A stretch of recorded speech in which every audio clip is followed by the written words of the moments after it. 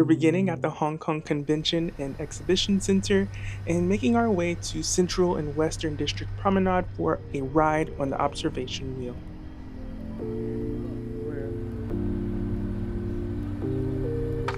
Outside of the convention center, you'll see the Golden Bahini statue and commemorative monument of the return of Hong Kong to China.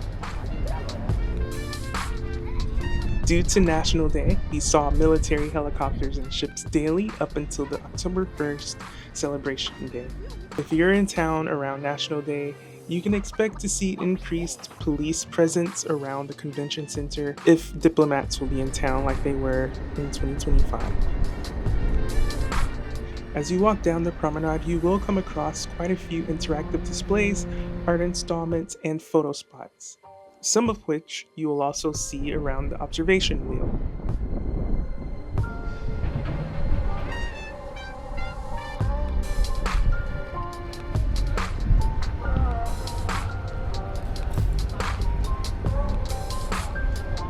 Tickets to ride the observation wheel are very affordable, and there are even snacks like ice cream available nearby. If you're new here, welcome to Rich List. If you like videos that provide travel insight and itineraries of what to do and where to stay, plus hotel and resort walkthroughs and interviews, make sure you subscribe. Each cabin has AC, and general ticket prices are 20 Hong Kong dollars or $2 and some change. Private cabins all to yourself are possible, but will cost you a lot more. Last I checked, private cabins were a little over 300 Hong Kong dollars. This area was under construction at the time, but I'm sure they've made a lot of progress since then, so I can only imagine what it must look like now. Now, I will admit I am cheating a little bit here, and you'll see why soon. But this video is actually covering 2 days of activities rather than 3. I'm the type of traveler to create an itinerary and pack the day with a ton to do, if you couldn't tell by now. But if you slow stroll this walk, you'll likely find yourself ready for lunch afterwards, and you'll be better off hitting IFC Mall and things in that area. However, take what you're about to see and spread it over a few days if you need it. If you're like me and you would like to maximize the time you spend at Victoria Peak, hold off on your journey up the mountain until noon, rather than doing it early in the morning. I do recommend purchasing a combo ticket if they are available for the priority lane, which will get you past long lines and also a better shot at getting a seat at the front of the tram.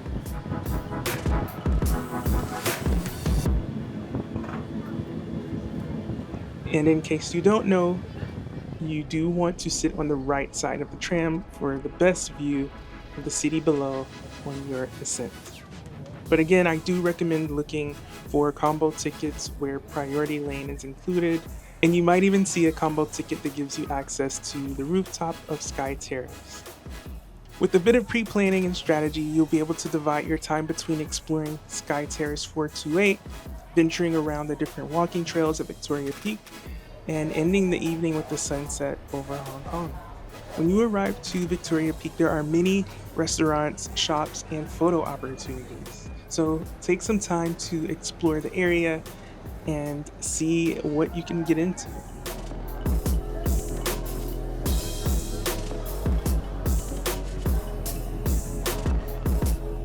The largest crowds happen around sunset, and there are paid photo opportunities here. So if you're hoping to avoid the crowds, do purchase a morning ticket. However, if you want to get some of the best views, daytime and nighttime shots, if you plan on taking photos or videos, I do recommend a regular ticket, as you do have access to the rooftop as long as you stay up there.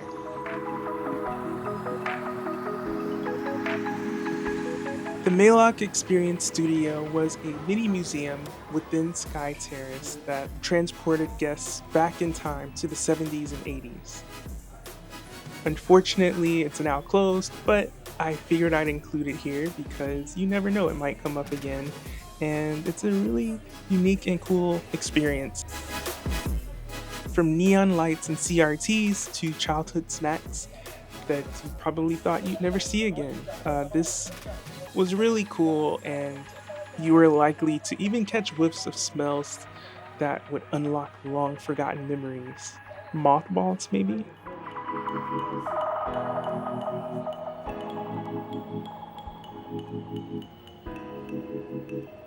Everything in this room, large and small, had a story coming from a place and a time that no longer exists.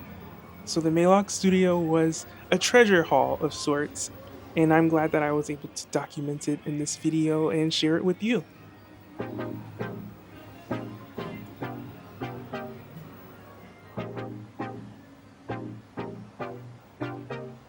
This room was filled with so much, all the way down to the smallest items and details.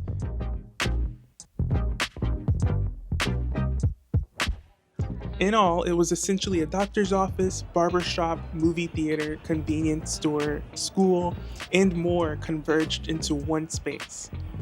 Interestingly, it even rings true to how compact Hong Kong is in general.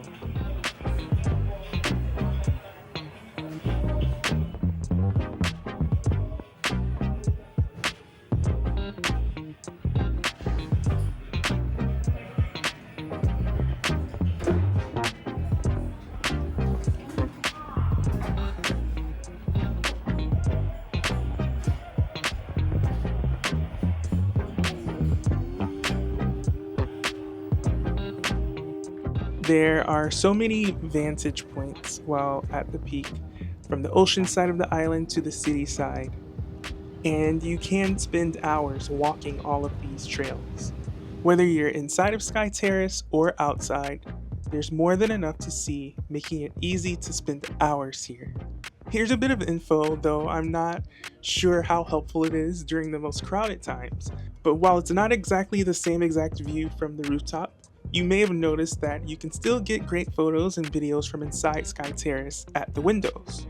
Every floor of the building has a view of the city by the escalators, and there's also a patio that doesn't require a ticket purchase to access. I imagine these places get pretty crowded at nighttime by those who don't purchase rooftop tickets. Unfortunately, Monopoly Dreams at Victoria Peak permanently closed on February 28th of 2026. So many Monopoly games of different themes, things I had never seen before. A really cool glass Monopoly that I wanted, but it was a pretty cool store, and I think they even had a vault that you could go into.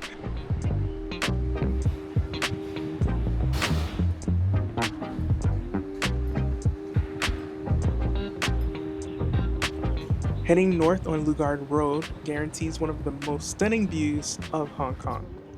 If you're looking for the view, enjoy the numerous breaks between the trees, but just keep walking. As locals said, you will know it when you see it, and I will have a clip of it at the end of this video to close things out. If you're into flora and fauna, and even geography and climate, there are signs on Lugard Road letting you know exactly what you'll see, depending on the time of year.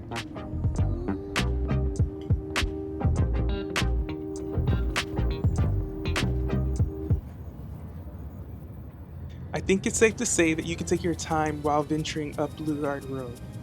It's not a difficult walk, but it can be a long one. Plus, during late afternoon in September and October, it's mostly covered in shade, so there's no fighting the heat or running away from the sun.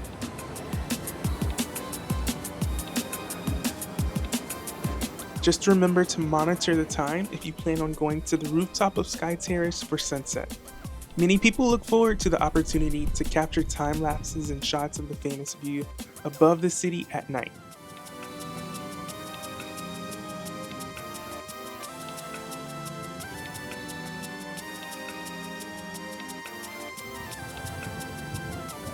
After about half a day here, you're probably really tired, but if you've got more energy to burn, it's another nighttime adventure in the streets as you head back to your hotel. When you've had enough, head down to Silk Tea for a cold treat or find dinner at any of the restaurants before they close. Taking a tram in Hong Kong is such a different kind of experience, but everyone should try it out at least once. It's a bit of a rough ride and there's no AC. I think the most modern aspect of this mode of transportation may be using an octopus card to pay your fare, which you don't pay when you get on, by the way. You pay your fare as you're leaving, as you're getting off of the tram. So keep that in mind.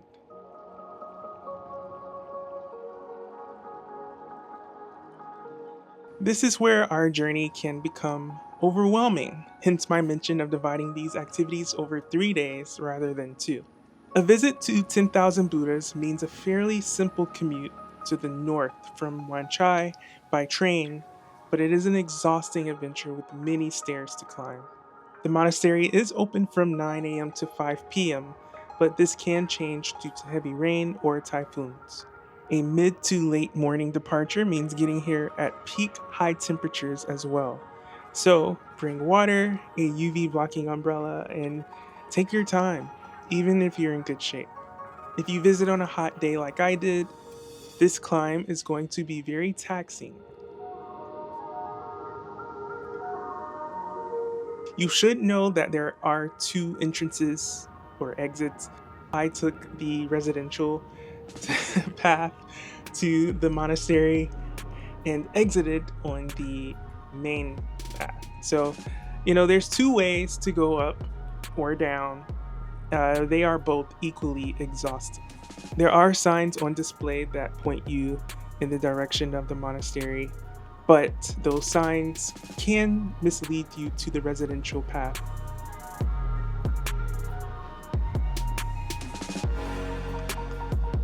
If you're on the northeastern side of the Shatin government building, then you are closer to the exciting staircase up to the monastery. You will know immediately that you're on the right path based on golden statues that line both sides as you ascend. If you are not seeing these statues, you might be on the residential side, so keep that in mind. Unlike Tian Tan Buddha, this is not an extremely popular site, so you won't come across large crowds here. However, it is as quiet and as tranquil as seeing Big Buddha. There are countless photo opportunities while en route due to the statues alone, but there are quite a few additional surprises at the top of the mountain that are worth taking in.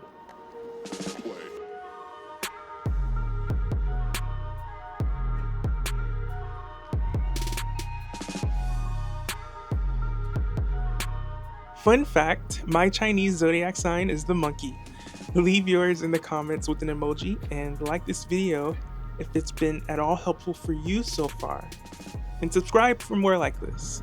It's free and it only takes a second.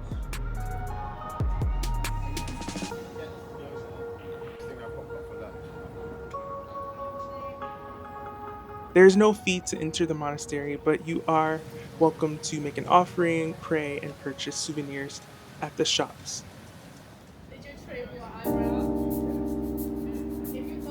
If this trip has you spent for the rest of the day, consider heading back to the city to shower, rest up, or explore near your hotel and save the next stops for another day. However, if you've got more energy to burn, let's head over to Nan Lian Garden. This one's another train ride away and it takes us back into the urban sprawl. Nan Lian Garden stands out for its peaceful existence right within the loud and busy city. From koi ponds to centuries-old artifacts, this serene garden is a place to learn, focus, and recenter.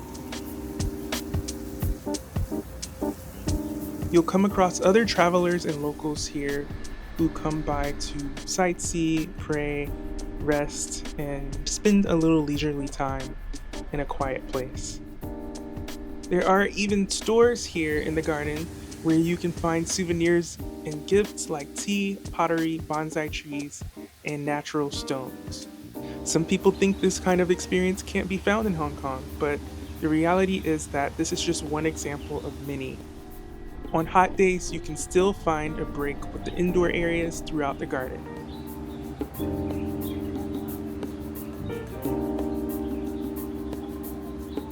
There are many different paths throughout the garden, with some of them intertwining and leading to new attractions.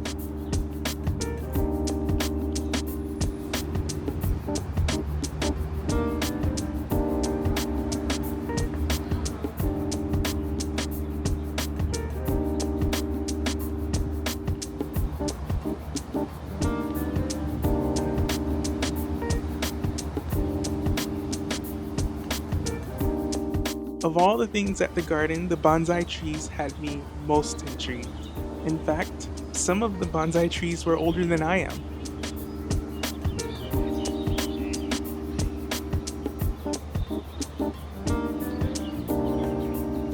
As the day nears its end, a visit to the famous Temple Street Market for more souvenirs, street food, and photo ops is only a train ride away. This market has operating hours and spans a few blocks. You are welcome to haggle with the vendors when they are open to it, but remember, life in Hong Kong is very expensive, and supporting the locals can go a long way.